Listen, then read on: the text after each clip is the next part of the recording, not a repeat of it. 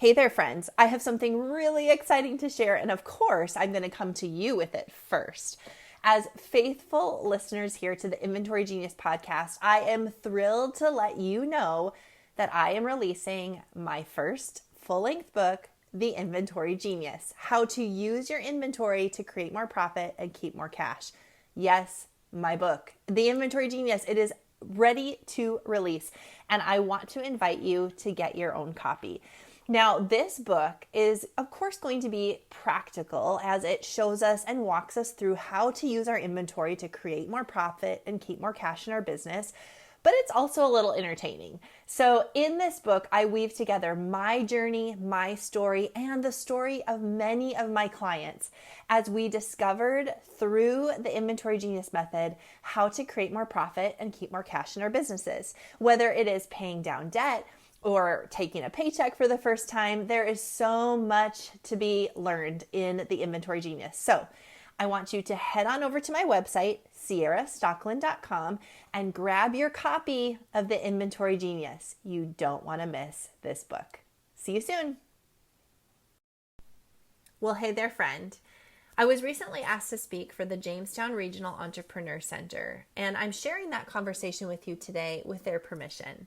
This was such a great workshop, and what we covered in this workshop was so important that I wanted to make sure anyone and everyone who was a small business owner had the opportunity to hear what we discussed. Understanding Financials workshop was first shared with the Entrepreneur Center and their clients in June of 2023, and I'm really excited to be sharing this workshop and conversation with you today. So please grab a notebook, grab a pen, and take some notes as we make our way through understanding your financials. This workshop is a little bit longer than you may be used to when it comes to the Inventory Genius podcast. And so if you have to stop and move on to other things and come back and finish it, no worries. But I'm hoping that today you'll be able to sit down and really take the time to listen as I walk every small business owner through their financials, how they relate to profitability, and why understanding your numbers is so important when it comes to making a profit. Enjoy.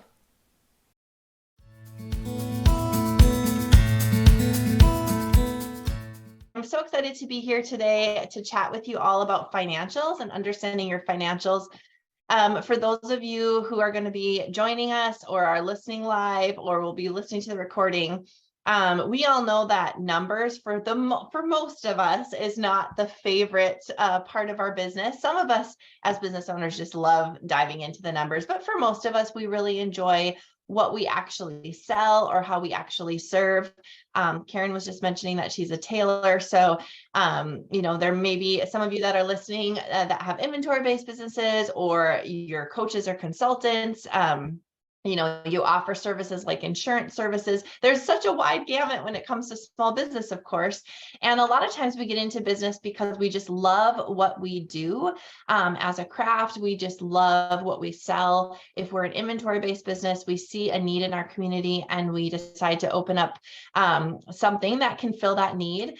But the numbers are a very real part of why we are and how we can stay in business. And so today I want to just break down financials and help everyone understand what the financials say about your business in particular, and just demystify financials and numbers. So I hope coming away from today's presentation, you will all feel much more comfortable with the numbers in your business, or just much more comfortable starting to dive in and learn the numbers of your business.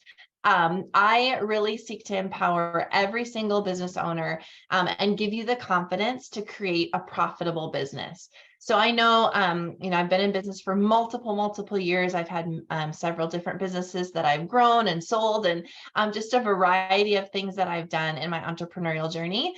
And there were many years at the beginning where I felt very not confident, where I felt very shy when it came to that side of my business. And that just caused a lot of anxiety, and really made me feel like a fraud, if you will, right? So we have this feeling of, do I really deserve to own a business? And I hope nobody asks me about that part, because I don't know what I'm talking about, and I should know what I'm talking about. And so as I work with small business owners, I try to just really give them the confidence that they can be the boss of their business. I remember the moment that I walked out of a bank meeting. This had, was halfway into my entrepreneurial journey. I walked out of a bank meeting and I went out to my car in the parking lot and I thought, you know what? I know some questions they should have asked me that they didn't even ask me. I now know so much about the numbers of my business that I know what those bankers should have been asking me that they didn't. And that was such an empowering moment. I will never forget it. And I love to just give that that thinking and that confidence to entrepreneurs. So my name is Ciara. I'm a third generation entrepreneur, born and raised in North Dakota. I now live in Tennessee, and we moved here about a year and a half ago. But otherwise, I've spent my entire life in North Dakota, in both Fargo and Grand Forks. And I've had multiple businesses, like I mentioned. So third generation entrepreneur, my grandfather and my dad owned small business. So I was always around it. We never talked about financials. We never talked about numbers. We talked about a lot of the stress that came with owning a small business, but it just seemed normal to me. And so as I was making my way through high school and then into the college age, I just knew that I wanted to be an entrepreneur, and I couldn't think of anything else that I'd rather do than own my own small business. So I started my first business when I was 13. I built that and grew that for about a decade through high school into college and beyond, college years and beyond. And then my next business venture was a retail store in 2006. So I opened that in downtown Fargo, built that and grew it.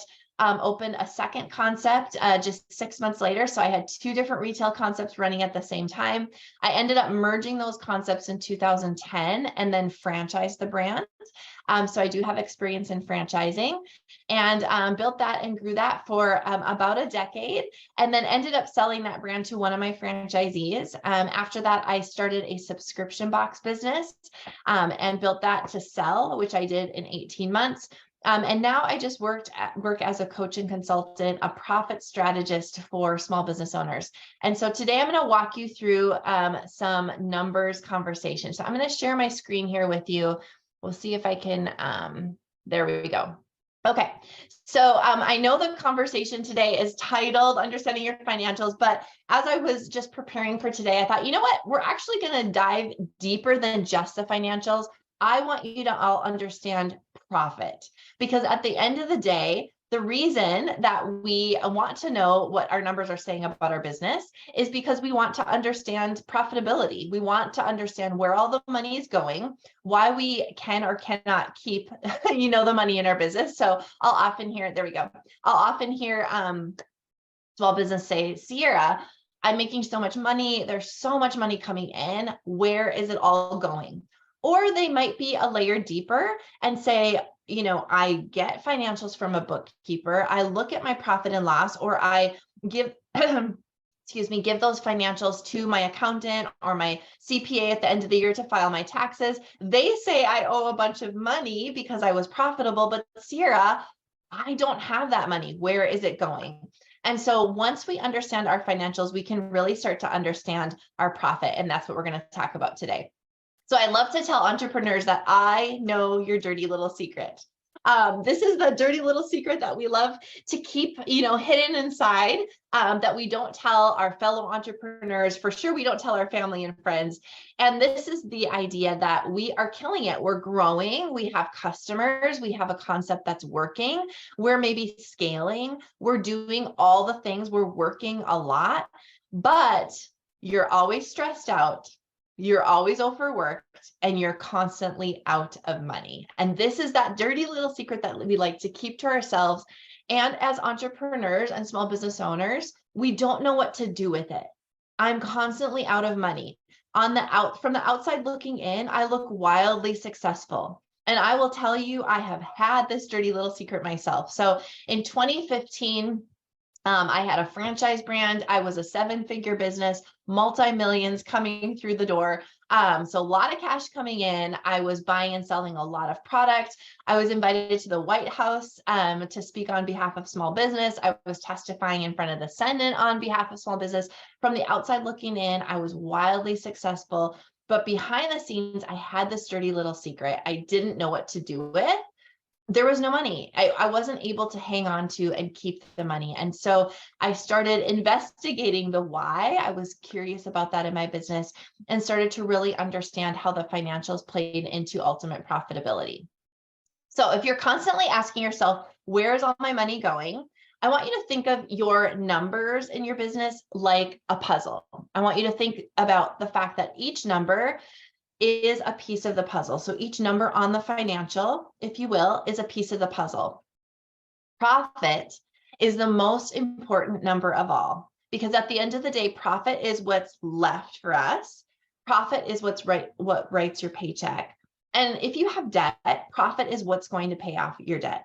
So a few years ago now, we went to the beach for Christmas with my family, and I had this idea that I was going to get a puzzle, and we were going to work on a puzzle throughout the week. So between Christmas and New Year's, I always take a social media fast. It's just wonderful. Just like leave my phone on the counter and try to really stay present with my family and just think about the coming year. And so I thought this would be such a great way to connect with the people that were there for Christmas. And we would just have this puzzle going, and you know how you envision and you have expectations for things. So I bought a puzzle to do over the Christmas break. And I thought, what better puzzle than an oceanscape, because we were going to be at the ocean. So I bought this beautiful oceanscape puzzle. I unpackaged it as we got to the house that we were renting for Christmas, and I dumped out the pieces in front of me. And I realized that an oceanscape puzzle is all tan and blue. So every single piece of this, it was huge, like 1,000 piece puzzle, 10,000 piece. I don't remember how many, but many, many pieces.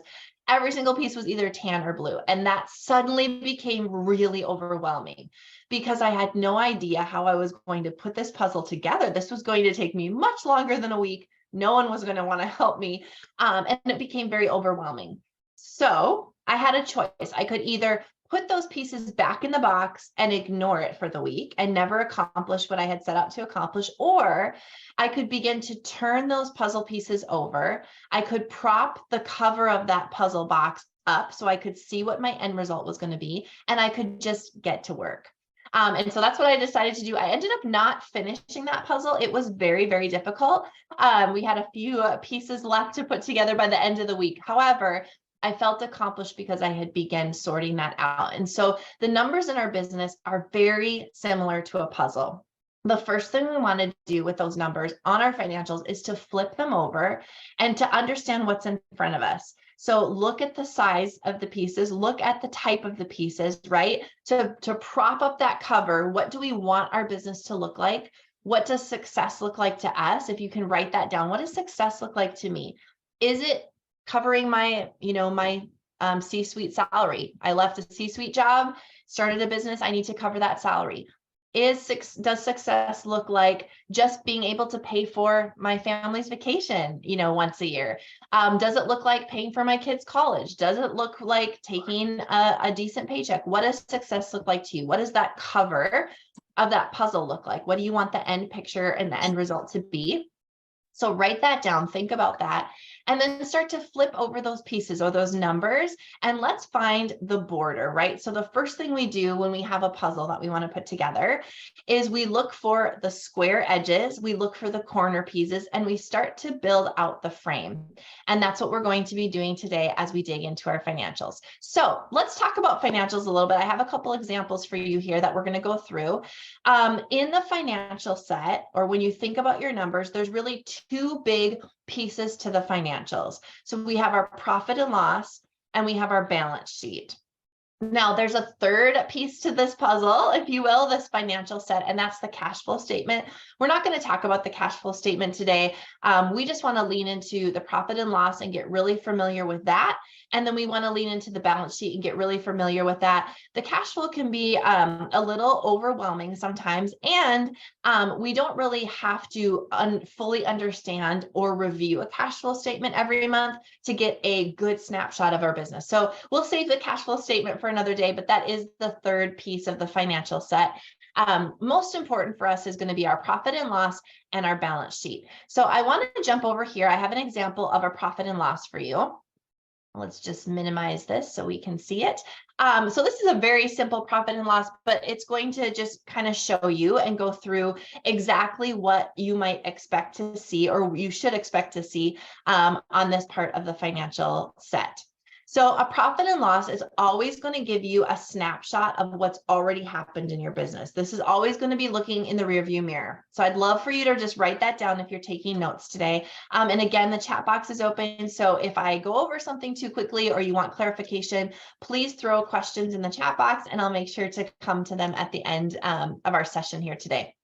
So a profit and loss, write this down. A profit and loss is always going to look in the rearview mirror. It's always going to show us what's already happened. A profit and loss doesn't show us anything in the future, and it doesn't show us what's going on in our business today. It shows us what's already happened. A profit and loss has 5 different components to it, or areas to it. And so this is going to be really important. I'd love for you to write these 5 areas down as well, and then start to think of how the different places of your business and the money that's coming in and out of your business relates to each of these. So the first is going to be the sales section. This is going to be right here at the top. And this is going to be, of course, any sales that you've made. So if you have sold product, if you have booked clients, if you've done a project and someone's paid you, any sales that you've had, any money that's come in exchange for goods or services is going to go here at the top in the sales, or the sales section of the profit and loss. It's going to be our first section. Our next section is going to be our cost of goods section. So if you're an inventory-based business, meaning that you exchange things for dollar bills, you're going to have literal cost of goods, which is the cost of the goods that's sold. So it's not the inventory you purchased, it's the cost of what you've sold. Let's say, for example, I have a retail store, a women's retail boutique, and let's say I bought 6 of these shirts to sell in my store. Okay, and each one of these shirts cost me $10. So my invoice or my bill was for $60. That inventory came in, and I'm going to tell you shortly what we're going to do with that. That's going to happen over on the balance sheet. But that inventory came in, and it's an asset, or it's of value to me as a business owner until it sells. And then the cost of this shirt is now the cost of goods sold. So let's say I purchased 6 of these, I brought them in, I hung them up. And let's say one of these sold last month. So I sold one of these shirts and I sold it for $30. So I paid $10 for it. I sold it for $30. The $30 that I sold it for would go up here in the sales section. And the $10 I paid for it would go here in the cost of goods sold section. So I'm not going to put the entire invoice or all 6 of those shirts here in the cost of goods sold, because I only sold one. And so the cost of the goods that sold to make the sales is what's going to go here. Okay, so we have our sales, our cost of goods sold. Now, if you're a service-based business, you could account for cost of goods sold here. If you are a maker, so if you're someone who produces products, so you have raw materials, you take all of these raw, maybe I actually make these shirts. So I'm not a retailer, but I make these shirts and sell them to retailers. The cost of the buttons, the threads, the silk fabric, that's going to go into my cost of goods sold. I might also add in labor. So if I'm a maker, I might take my raw materials plus the labor to make, whoever actually sewed and created this shirt, that could go into my cost of goods sold. If you are, an insurance business or a service, a coaching, a consulting business, your cost of goods sold would be materials and subcontractors. So any subcontractors that you had that produce the service that you're offering that's directly attached to the sales, that's going to go in the cost of goods sold section. So just really think of cost of goods sold as whatever it took to produce the sales. So if I need to have 5 coaches because I have 500 coaching clients, I'm a big coaching business, and I have 5 coaches that all, have their own clients. And because of them, I can actually make the sales. That subcontractor cost could go into the cost of goods sold section. And then if you are an inventory-based business, I would also include your freight in. So the shipping to get the materials to you. So again, going back to, I bought 6 of these shirts. maybe it cost me $20 to have them shipped to me. I could not have these shirts and sell these shirts without that shipping cost. So I would add the shipping also in as a line in our cost of goods sold. So far in a profit and loss, we're looking at the past. We're seeing that we did $4,450 in sales for this period of time. The cost of goods sold on that was $1,690. Shipping to get that product to me was $257.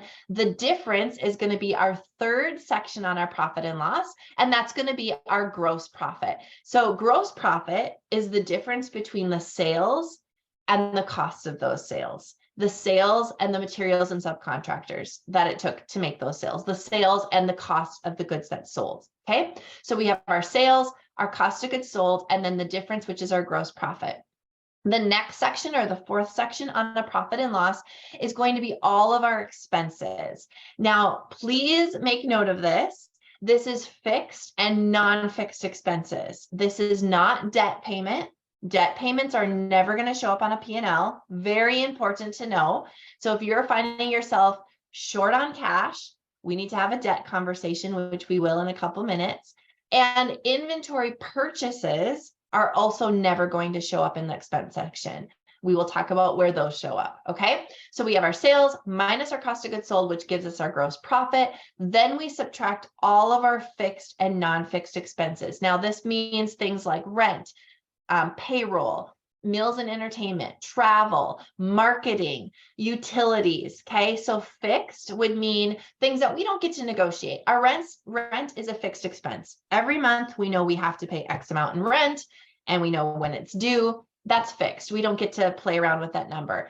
Non-fixed expenses would be things that we can negotiate. We can say we don't want to hire that for that. We don't want to pay for that. That would be something like travel, right? We can say, we're running really lean and mean this year. We are going to cut all of our travel out. We have the opportunity to do that. And so it's not a fixed expense. We can negotiate that. Marketing, even payroll, right? Because at the end of the day, we are in charge of our payroll. So we can say, we're going to send you home early today. We don't have any business. We're going to cut this position. That's a non-fixed expense. So fixed and non-fixed expenses are what go into this section.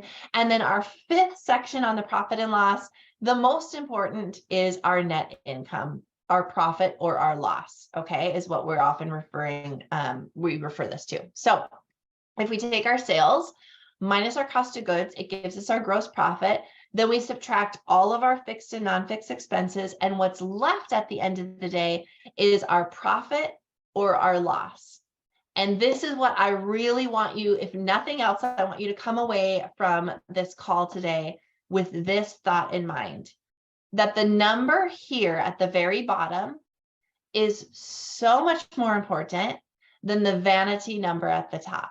And let me explain what I mean. So we love to say, I'm a 7-figure business.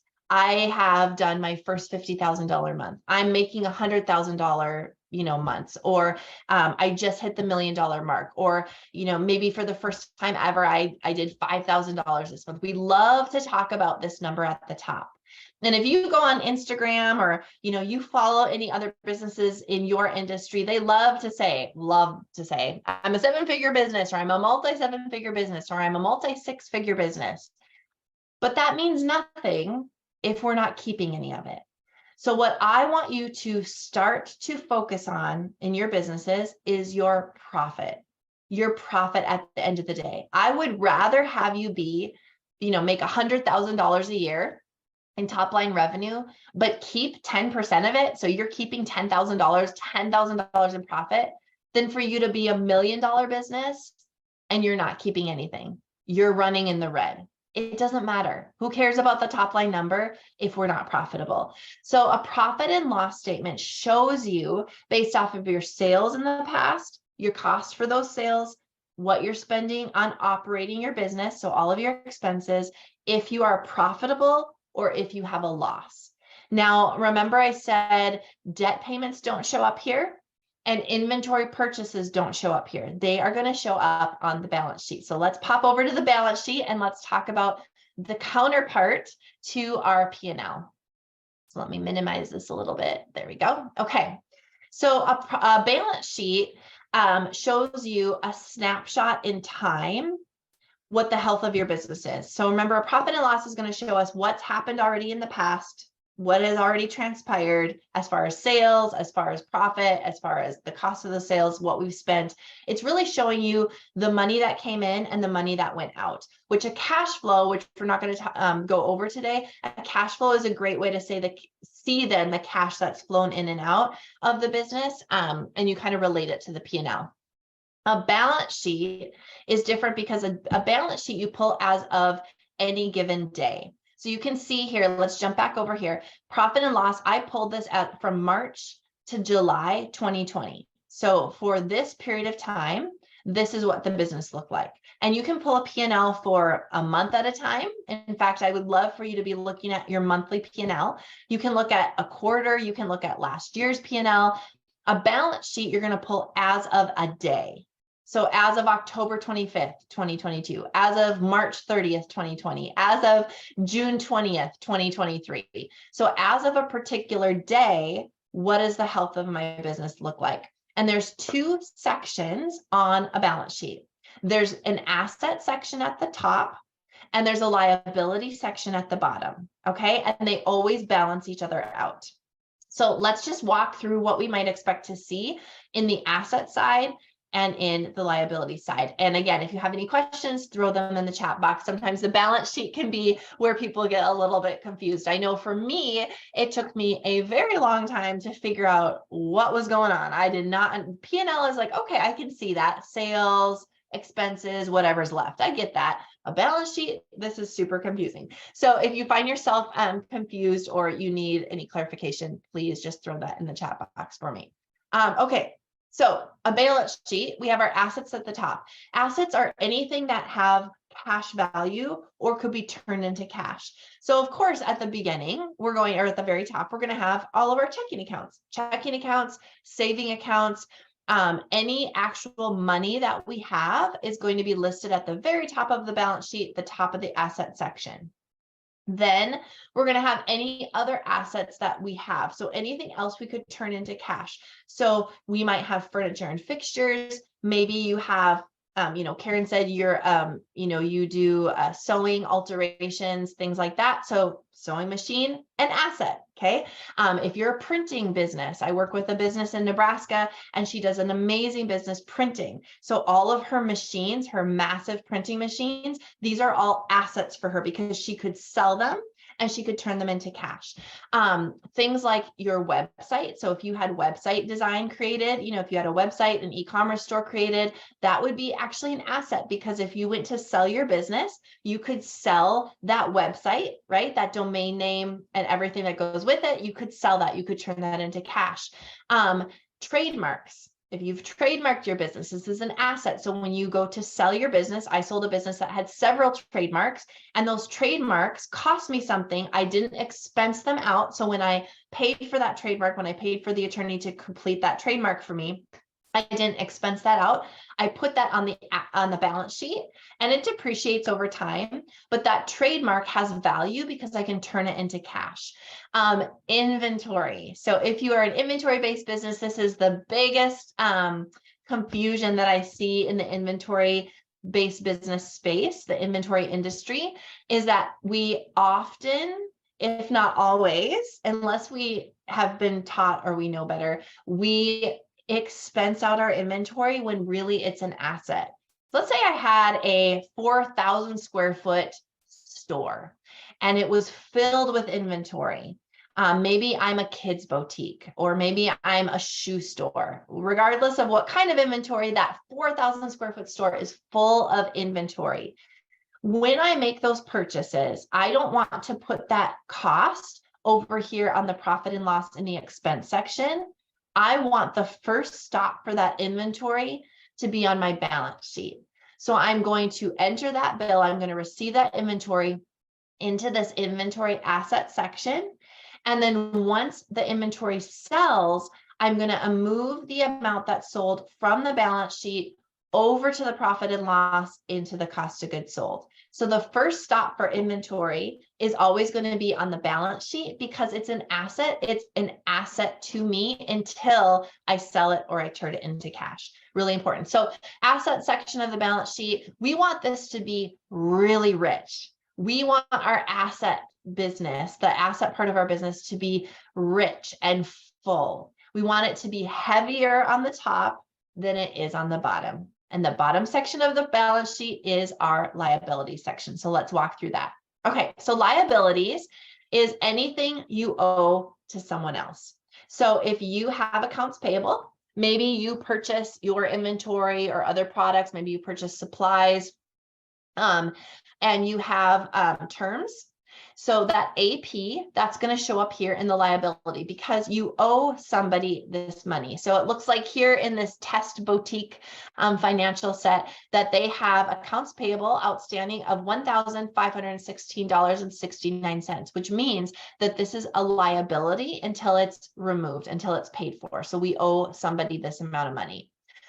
Credit cards, these are going to show up in the liability section of your balance sheet. So you can see here that we have 2 credit cards in this business. One for a little over $4,000 is what we're owing on it. One for a little over $5,000. So a total of almost $10,000 in credit card bills, in credit card debt that we have. So this is where our debt's going to show up. Other liabilities. So maybe you have loaned your business money to start. Maybe you had an amazing savings account, you quit your C-suite job, you took that savings account, you invested it into the upstart of your business. That actually can show up here on the balance sheet as a loan payable back to you. So you can see here that I set up 2 different payables back to myself, a note payable to Ciara and maybe note payable to Stockland. Maybe this was a family loan. Maybe my family loaned me some money, or maybe our family, I loaned myself some money, the business money, and then maybe our family as a whole loaned money. So we can put this in as a note payable. If you take any other loans, so maybe you have an SBA loan, maybe you have an EID loan, maybe you have a Shopify Capital loan. Any loans are going to show up here on the liability side of the business. So that's why it's really important. We want the asset section of our balance sheet to be much healthier than the liability section. So you can see here, and if you're going to get further lending from a bank, maybe you want to expand, this is what a bank looks at. They look at, okay, Ciara has $66,000 in available cash. Okay, so she can go to the bank, she can cash out of all of her accounts, and she has $66,000 in cash. She has $67,000 if she includes her furniture fixtures. So her furniture fixtures are worth about $1,200, website's $15,000, and she has about $21,000 in inventory. Now a bank is going to look at this and say, I know that you think your inventory is worth $21,000 because that's what you paid for at Ciara, but we're a bank. We're not in the business of selling inventory. We're not in the business of selling equipment. We're not in the business of reselling websites. So that's great that it's worth that to you. But to us, we're not going to take a lot of that into account. So maybe they would give you 50% of that value as they're loaning to you. So you really want the cash and savings side to be as heavy and strong as possible. And make sure that you're listing all your other assets because they are of value. But what they look at is they say, okay, so Ciara right now has $31,000 in debt, in current debt, between her AP, between her credit cards, and some loans back to herself. But she has over $60,000 just in cash, and then she has some other assets that are worth something. We think that she would do fine with a loan, right? Because she has more assets, she has more cash combined with her physical assets than she does in current debt. So we're going to give her a business loan. Now, on the flip side, let's say I only had $5,000 in my bank account and the other things were as listed. So altogether, maybe I had $10,000 in assets, including available cash, but I had $30,000 in debt. The bank might look and say, I don't know, this seems a little bit scary to us because she doesn't have very much cash her debt to income ratio, so what she's doing profitability wise and what she actually has in assets, is much lower than what she already owes everybody else. So we're going to say no to the loan, or we're going to give her less than she's asking for. So you can see why this is so important if you're going to get financing, or if you're going to bring in a partner. So if you're looking to bring a partner into your business, they might take a look at this and say, okay, you know, she's a little heavy on the liability side, a little lean on the asset side, and that might, you know, alter their decision a little bit. So we really want to make sure that we're growing the asset side of our business, and we do that through profit. So the more profit we have, the more cash we get to keep, the more debt we get to pay down. And so we can eliminate some of the liabilities and we can increase some of our assets. And then right here at the very bottom of our balance sheet, this is what balances everything out. So you might say, okay, Ciara, you said that a balance sheet should balance, but your assets are 91 and your liabilities are 31. So that doesn't balance. Well, a balance sheet will always balance itself, and it does this through these additional sections here at the bottom. Opening balance equity, this means anything that I put into the business when I started it. Retained earnings, which retained earnings are going to be the profit of your business minus any distribution. So if you've been taking out distributions as a small business owner, you would take the net profit over time, and you would subtract that, the distributions, and that's what's going to give you this number. Owner's investment. So you can see mine is negative 250,000, which means in this business, I overdrew what I had invested in the business. And then net income, this one is minus $38, meaning for the period of time from when I started until the day I pulled this balance sheet, I've had a loss in my business of $38. So it takes all of these numbers and it balances it with the assets and the liabilities. Now, you don't have to worry about trying to do this on your own. QuickBooks does it for you. I'm sure if you have a bookkeeper and accountant, they use QuickBooks or a similar program, it's going to do that for you. But I just want you to understand where that comes from. So again, going back to the P&L, this shows us the past, the history of our business, what's already transpired. It's going to include our sales minus the cost of those sales. It's going to give us our gross profit. Then we're going to subtract all of our fixed and non-fixed expenses, which is going to give us either a profit or a loss.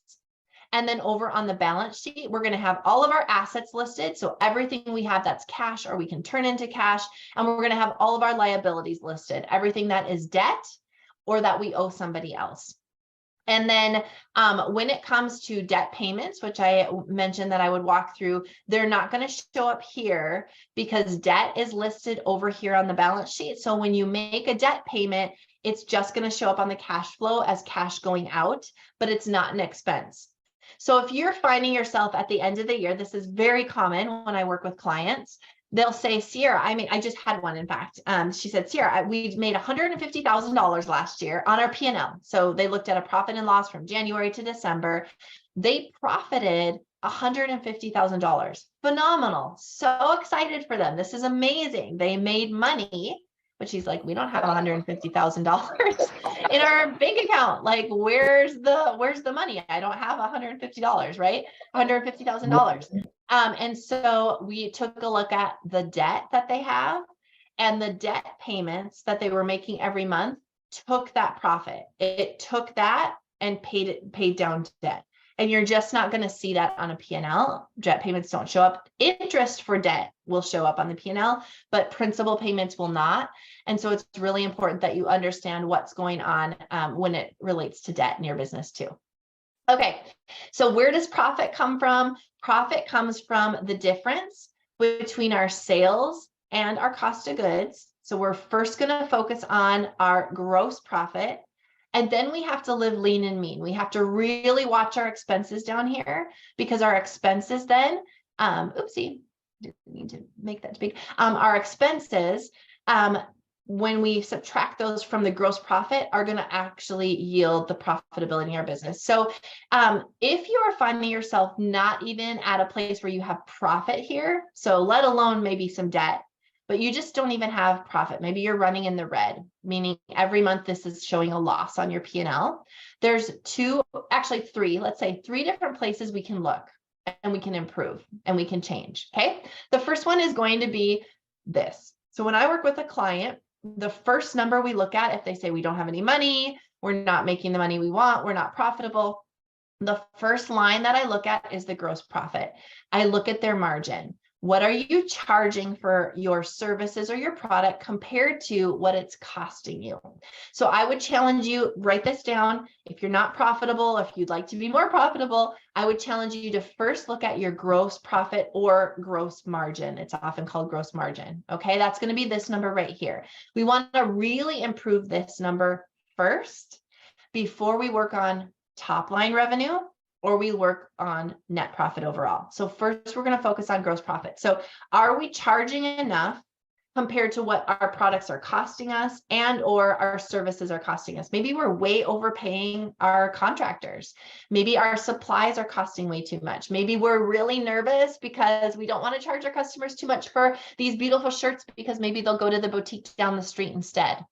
That's all fine and dandy in theory, but we need to be running a business that drives profit. So first we're going to look at our gross margin. Then the next thing I want you to look at would be this number. So this number at the bottom, as it relates to our expenses, what can we cut in our expenses? So maybe we have increased the cost, the sales or the, what we're charging for products. So we're being delivered with a little bit better gross profit or gross margin now. We're still finding that we're coming up a bit short or we don't like what this profit number looks like. Then let's take a look at our expenses. Let's do an audit. Are there apps that you've signed up for that you never use? Is there payroll hours where you're just giving people time because you're afraid to say no, or you don't want to lose people? Maybe you're traveling too much. Maybe you're not, thinking about the best prices for your office supplies. Maybe it's a time you could renegotiate your lease. Maybe I've had clients before that have had a brick and mortar location and then several pop-up locations or booths, and they lose money over there and the business over here is paying for that. What can we do to go in and cut expenses, live lean and mean? So first we're going to look at the section up here, then we're going to see what we can cut here, then we're going to see what it delivered us in profitability. If we're still not happy, or if we just want to push the envelope here, we want to make more money and we want to keep more money, then we go back and I would reevaluate the sales. So I would tell you that really what entrepreneurs love to do when they're not making money and when they don't get to keep enough money, when they're stressed about money, what do we always do? We focus on the sales first. I need more customers. I need more customers. I need more customers, right? We all do it. I do it. We all fall into this frantic, I just need more sales. If I just had more sales. The problem is, if we don't know what's happening after those sales come in, our expenses and our problems are just going to chase the sales. So we're going to get those extra sales. We're going to get 10 more customers. We're going to be able to service 9 more people, 20 more people, right? But because we don't have our expenses in line, we don't really know what's going on once the money comes in, because we aren't sure that we're charging enough, or we're shy about charging enough, or we haven't reevaluated our cost of goods, the problems are going to multiply themselves along with the sales. So you have the opportunity to control 3 of these 5 items on the P&L just without even bringing 1 extra customer in. Okay, we can increase our gross profit without paying for 1 more marketing spend, without bringing 1 more customer through the door. We can increase our net profit without bringing in any more customers, but just taking a look at what we're spending. So think about that first as it drives profitability. And then once you're sure you've done all of those things, then we go back to the drawing board and we look for more customers and we seek to bring more people in to grow our business. All right. So here's what I would love for you all to focus on as it relates to your financials. First, I want you to record your sales accurately. So if you have a point of sale system, or maybe you record your sales right into QuickBooks, maybe you just use Excel, you have a ledger and you go the old fashioned route, however you do it, record your sales accurately. So what's really coming in for revenue? And then what are the cost of goods associated with those? Okay, so I would say record your sales and your cost of goods accurately. Second, I want you to start to record your costs accurately. You have to be honest with yourself about everything you're spending. One of the exercises I have all my clients do, it's so tedious, but it works, is for the first several months that I work with them, I make them write down every single dollar that leaves their business. And they write things down like McDonald's. They write things down like Starbucks. They write things down like, I traveled to market and I stayed, here, and here's what my hotel was. Here's my airplane costs, right? Whatever they spend, any money that leaves, I make them write it down, because we love to lie to ourselves as entrepreneurs. I don't know why we do this, but we kind of skirt the truth and we leave things out, even though we're the ones in charge of our money, but we love to do this. And then we're so stressed out because we don't understand what's happening with our money. So I want you to start to record your costs accurately so that you can do an audit and say, do I really need that? Do I really need to spend that? Do I really need to go through this or use this service every single month? Okay. Third, I want you to record your assets accurately. So if you haven't done this in the past, I'd love for you to do it. If you have a bookkeeper or an accountant, you can give these numbers to them, or you can put them into QuickBooks yourself if you do your own accounting. So record your assets properly. Do a count of your inventory. Look at the value of trademarks and website development. Look at the value of machines that you have, or cars or trucks that you own that the business uses. Record all of your assets accurately. Fourth, record your debt accurately. I want you to put it all down in front of you, all on paper. What do I owe everyone, everywhere? Okay. What do I have in credit card debt? What do I have in small business debt? What do I have in accounts payable? Who do I owe? When is it due? What are my interest rates? What do those loans or those fixed payments look like? So we suddenly have all of these numbers right in front of us, and we're not skirting around just moving money from account to account, stressing out all the time. We're looking at it. I had a client once who I worked with for quite some time. And one of the things that I have all of my clients do is to enter their numbers weekly for me. So they enter their sales goal for the week. They enter how much they've made. Right now, we're working on gross margin. We're working on operating expense.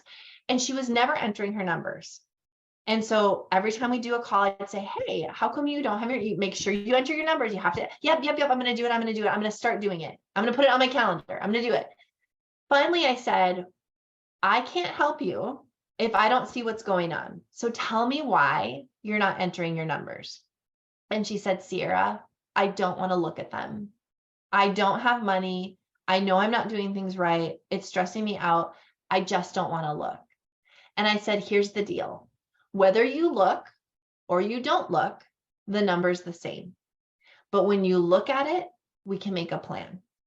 Okay. If you're losing money, whether you look at that or you don't look at it, you're still losing money.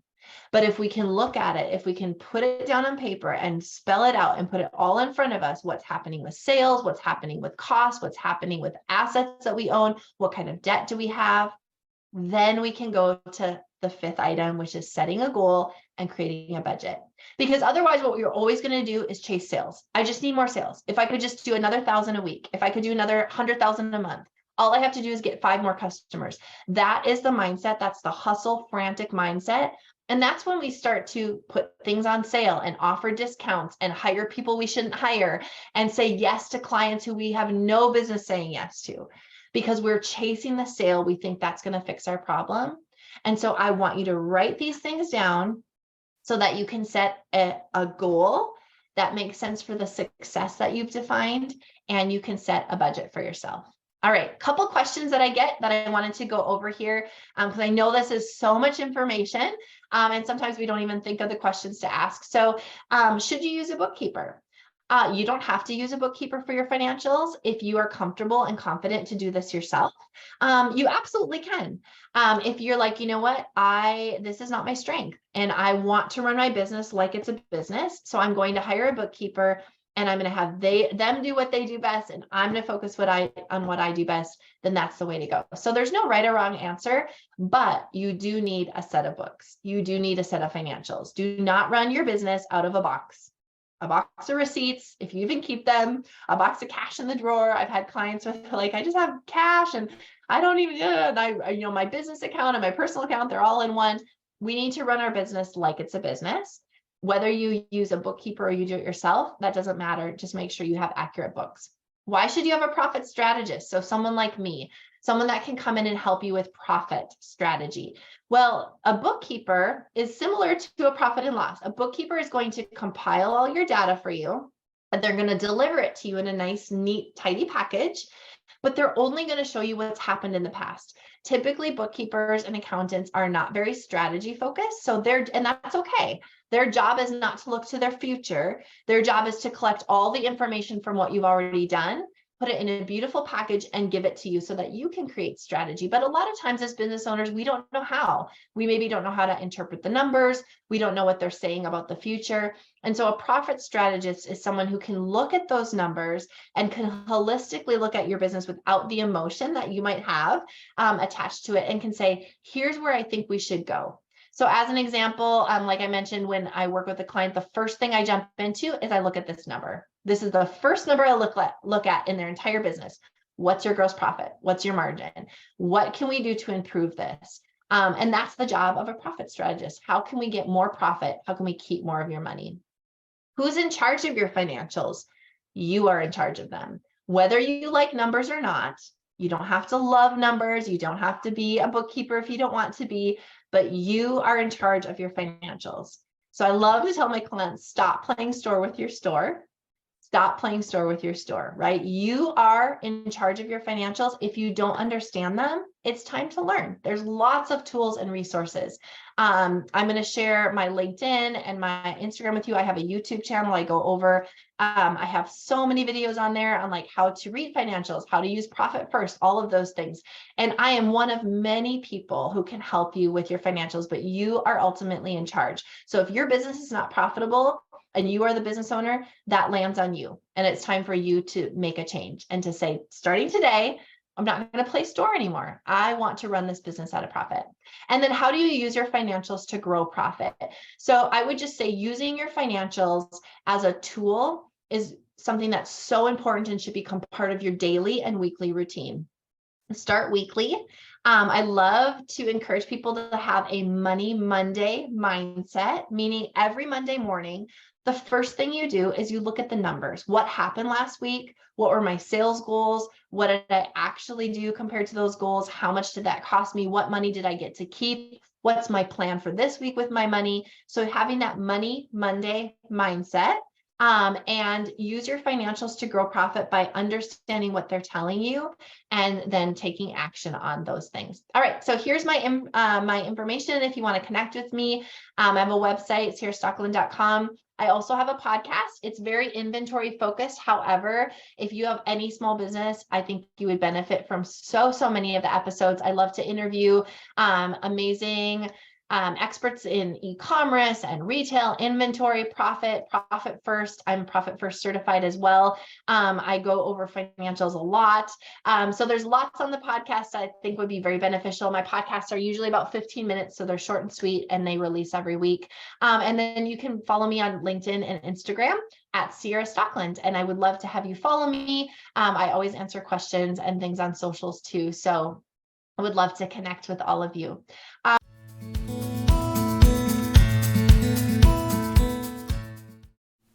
Hey friend, thank you so much for tuning in today to the Inventory Genius podcast. If there's something that you heard today on the podcast episode and you want to dig deeper into becoming an inventory genius yourself, I want to invite you to head on over to my website, ciarastockeland.com, where I have multiple ways that you and I can work together on your inventory. I want to help you with your profit, your cash flow, and your paycheck, because at the end of the day, it's all related to your inventory. So head on over to the website, connect with me. I'll work with you soon. See you then. Hey friend, thank you for tuning into the Inventory Genius podcast. All right, so around here, you heard me talking about different ways that we can work together. And that's either through a mastermind or through a VIP day. I wanted to share with you a little bit more about what a VIP day looks like. And it's actually not just a day. We start together working on your business for an entire day, but then that work continues throughout the year, because let's be honest, sometimes we can get all of the information, the tools, the systems, and the processes we need right in front of us, but then actually taking the action and staying accountable to get that action done is where we fall short. So here's what it would look like. you and I would sit down literally in your place of business. I come to you. So whether that be your warehouse, your store, or any place that you own that has inventory, we sit down together. We look at your inventory. We look at your team. We look at your systems and processes. I get to know all about your business. We dig through your financials and we come up with a system and a process to create more profitability and peace of mind in your business.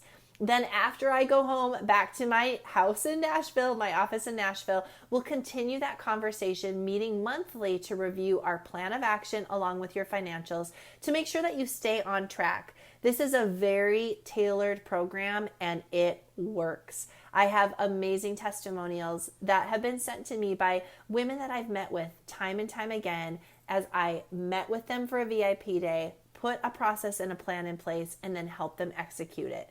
I want to be that coach for you. So if this is of interest to you, head on over to my website, ciarastocklin.com, where you can learn more about booking your VIP day.